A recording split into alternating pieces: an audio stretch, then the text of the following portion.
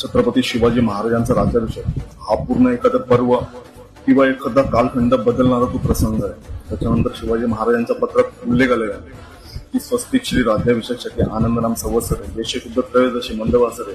क्षत्रिय कुलवतंस श्री छत्रपती शिवाजी महाराज. तर याच गोष्टीचा उल्लेख करताना